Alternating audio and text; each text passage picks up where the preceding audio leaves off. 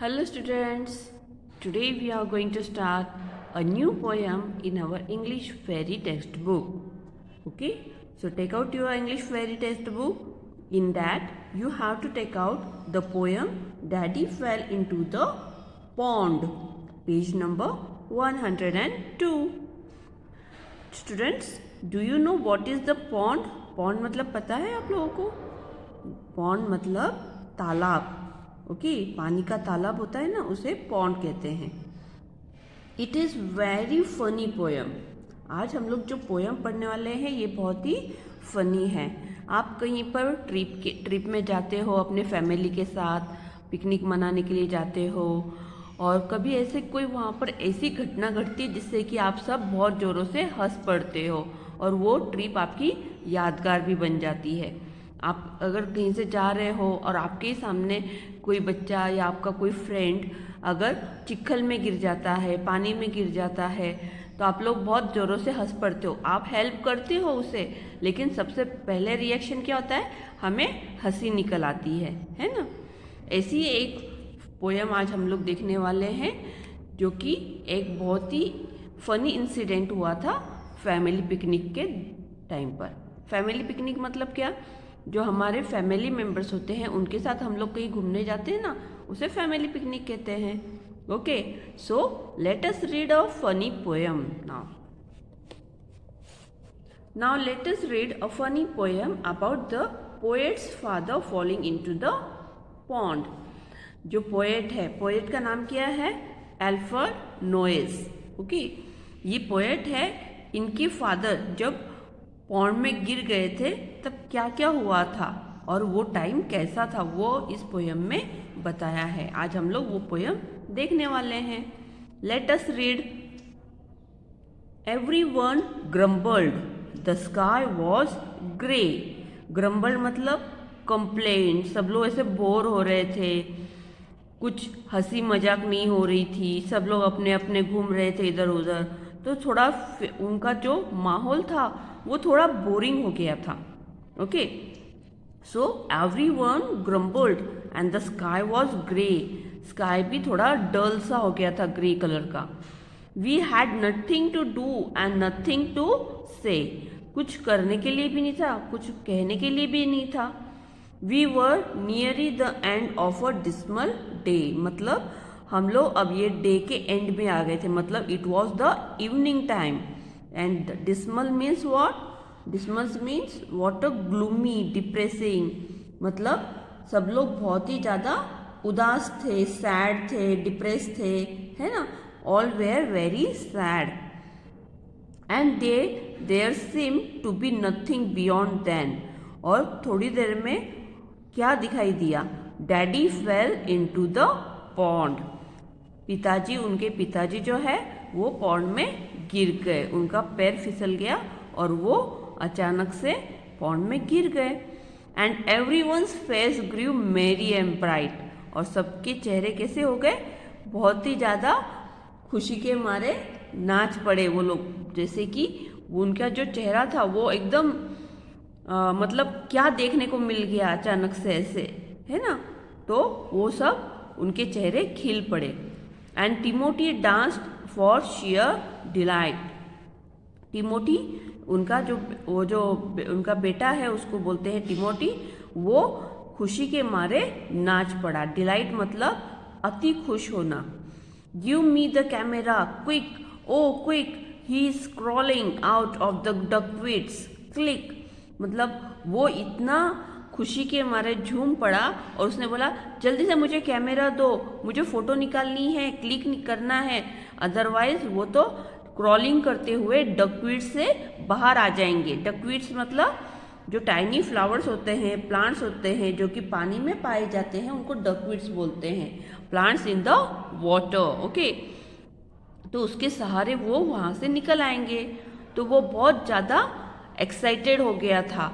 उसे डैडी का गिरते हुए फ़ोटो निकालना था, लेकिन वो तो पता नहीं था कि वो गिरने वाले हैं. लेकिन अब वो गिर गए हैं तो हमें उनका एक क्लिक तो बनता ही है. ऐसे कौन बोला? Timothy. Then the garden suddenly slapped his knee.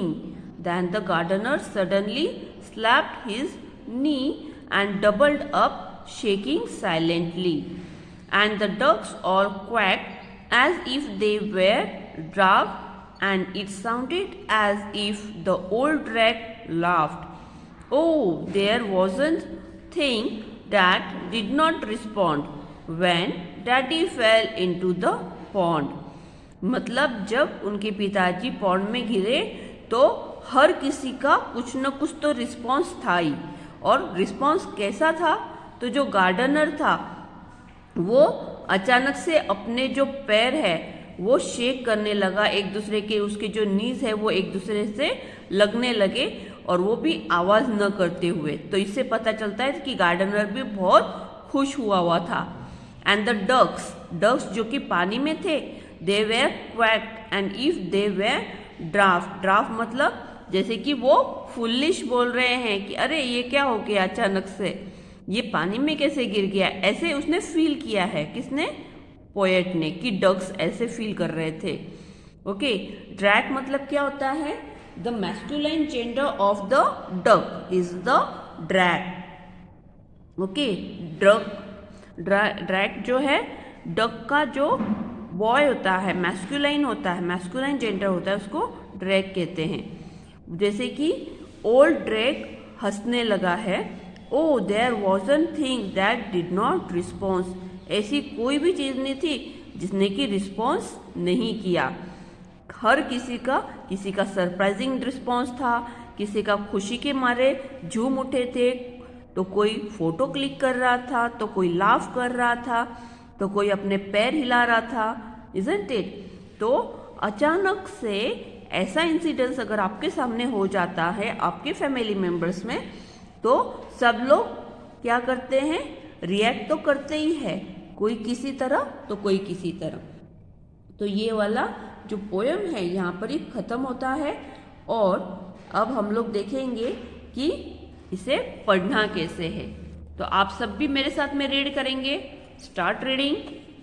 Everyone grumbled, the sky was grey, we had nothing to do and nothing to say. We were nearing the end of a dismal day, and then seemed to be nothing beyond than Daddy fell into the pond, and everyone's face grew merry and bright, and Timothy danced for sheer delight. Give me the camera, quick, oh quick! He's crawling out of the duckweed. Click! Then the gardener suddenly slapped his knee and doubled up, shaking silently. And the ducks all quacked as if they were daft, and it sounded as if the old drake laughed. Oh, there wasn't a thing that didn't respond when Daddy fell into the pond. इनके जो writer है poet, who was the poet? Alfred Noyes. Okay, all of you understood the poem? Yes, it is a funny poem. आपके सामने भी अगर ऐसा कोई incidence होता है तो आप क्या रिएक्ट करते हो? आप भी स्माइल कर देते हो, हंस देते हो। अचानक से अगर कोई फिसल के गिर जाता है, कोई अगर ऐसे समझता है कि पीछे चेयर है और चेयर समझ के वो बैठने की कोशिश करता है और वो अगर गिर पड़ता है तो आप लोग अचानक से क्या हो जाते हो? लाफ करते हो, है ना? तो ऐसे इंसिडेंट्स के टाइम पे सभी जन इस तरह से रिएक्ट करते हैं। ओके स्टूडेंट्स, तो आप लोगों को यहाँ पर दिए हुए जो मीनिंग्स है, ग्रम्बल्ड, डिस्मल, डकवीड, डैफ्ट, ये सभी मीनिंग्स आपको आपके नोटबुक में लिखने हैं। And also you will write this poem in very good hand writing in your notebook. Right the name of the poem. पहले तो आपको पोएम का नाम लिखना है और एकदम अच्छी हैंड राइटिंग में आपको इस पोएम को आपकी नोटबुक में सेम टू सेम वैसे ही लिखना है। ओके, तो जिस तरह यहाँ पर लिखा हुआ है सेम ऐसे ही आप आपकी नोटबुक में लिखोगे और ये मीनिंग्स भी आपको लिखने हैं। तो नेक्स्ट वीडियो में हम लोग नेक्स्ट पार्ट देखेंगे।